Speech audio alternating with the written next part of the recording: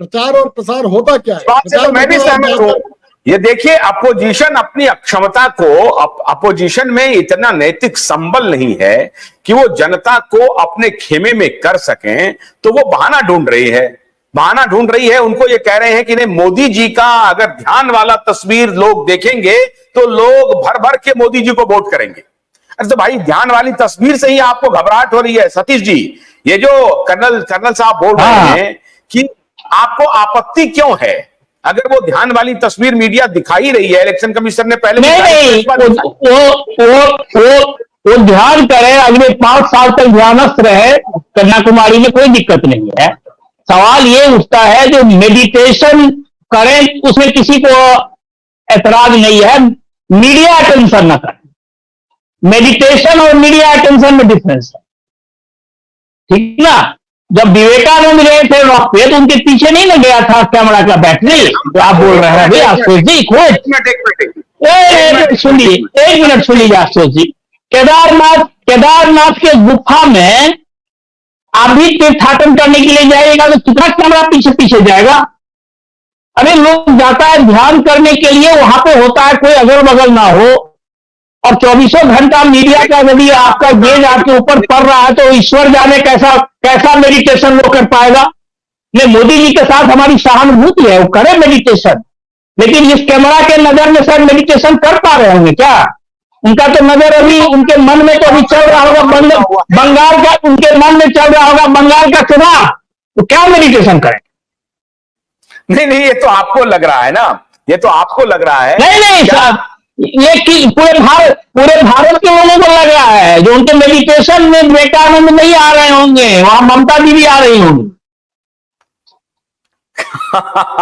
Colonel Vijaynath जी, ये इसीलिए बंगाल गए हैं, और क्योंकि अभी जो लास्ट फेज का चुनाव है उसमें बंगाल में भी वोटिंग होनी है, तो उनको लग रहा है कि विवेकानंद की बजाय विवेकानंद से बंगाल को संदेश दिया जाए, या जहां जहां चुनाव है वहां संदेश दिया जाए।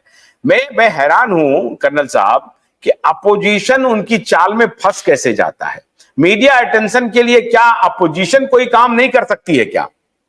देखिए, मन में अभी आ रहा होगा ममता दीदी। हाँ, मैं ममता दीदी की ही बात कर रहा हूं। उन्हें कौन रोकता है ध्यान करने से? वो जा सकती है, बगल में ही कामाख्या है आसाम में, वहां जाके बैठ के ध्यान करे। उनका ध्यान को कोई नहीं देखेगा, उनके घर के लोग भी नहीं देखने वाले हैं। क्यों इनके लोग देखना चाहते हैं मोदी जी को? भाई कुछ तो फर्क होगा ना, कि पूरी विपक्ष में इतनी खलबली क्यों मच गई है? एक व्यक्ति संत में ध्यान में बैठा हुआ है, संत जैसा बैठा हुआ है बेटा, फिर मीडिया विद्यानाथ जी को देखना नहीं चाह रहा है, लाचार कर दिया जा रहा है देखने के लिए।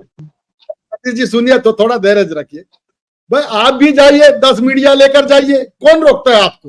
किसी को रोका है मोदी जी ने? कोई नहीं रोकता है। कमीशन ने रोका किसी को? किसी पर कोई रोक नहीं है। आप जाइए, 50 कैमरा लेकर जाइए, दिखाइए, कोई देखेगा नहीं। इनका क्यों देखता है? जो आप में बहुत भय है, डरे हुए, इसीलिए हर बार रोकने की कोशिश कर रहे। अरे कोई आदमी शांत बैठा हुआ है, शांति से बैठा हुआ है, देश के बॉर्डर पर जाकर बैठ गया हुआ है, पूरे भीड़ तंत्र से और फिर भी आपको डर लग रहा है। क्यों डर लग रहा है आपको?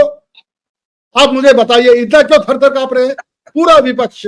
और एक तो विपक्ष का आप नेता लोग देखिए, 22 सीट पर, लोकसभा सीट पर चुनाव लड़के अपने आप को नरेंद्र मोदी के बराबर तुलना कर रहे हैं। केजरीवाल, कहीं बराबरी है?